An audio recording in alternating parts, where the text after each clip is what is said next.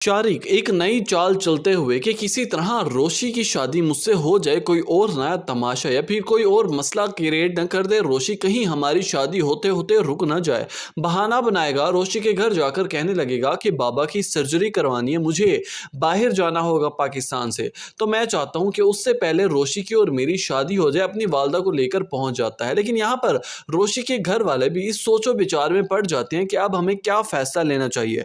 हमें उनकी मजबूरी को समझना चाहिए, वो बहुत मजबूर हैं, हमें अपनी बेटी की शादी करके दे देनी चाहिए। अब देखना यह है कि क्या इतनी ही आसानी से रोशी शादी की हो जाएगी, निकाह में हाँ कर देगी, क्या फिर तलहा साहब सिर्फ मुंह ही देखते रह जाएंगे? क्योंकि जैसे ही ये खबर तलहा साहब तक पहुंचती है तो वो फौरन से कोई ना कोई इकदाम उठाने को खड़े हो जाएंगे। आबिद साहब भी पहुंच जाएंगे रोशी के यहाँ पर रिश्ता लेकर पहुंचेंगे तलहा साहब का। जब घर वाले पूछेंगे कि आप यहाँ पर क्या करने आए हैं, किस मकसद से आए हैं, और जब वजह पता चलेगी कि आबिद साहब अपने बेटे का रिश्ता लेकर आए हैं रोशी के लिए, तो सब घर वाले एकदम से हैरान और परेशान हो जाएंगे और कहने लगेंगे कि रोशी का तो रिश्ता तय हो चुका है, बल्कि अब तो शादी होने को है। आबिद साहब कहने लगेंगे कि मुझे ये सब मालूम है, इसीलिए तो मैं आया हूं कि मैं अपने बेटे की शादी करवाना चाहता हूं, क्योंकि वो लड़का रोशी के लिए सूटेबल नहीं। दूसरी तरफ तलहा साहब इस बात की कोशिश में लग जाएंगे कि जल्द अज जल्द मुझे कुछ सबूत इकट्ठे करने होंगे ताकि मैं शादी का असलियत सब घर वालों के सामने जाहिर कर सकूं और उन्हें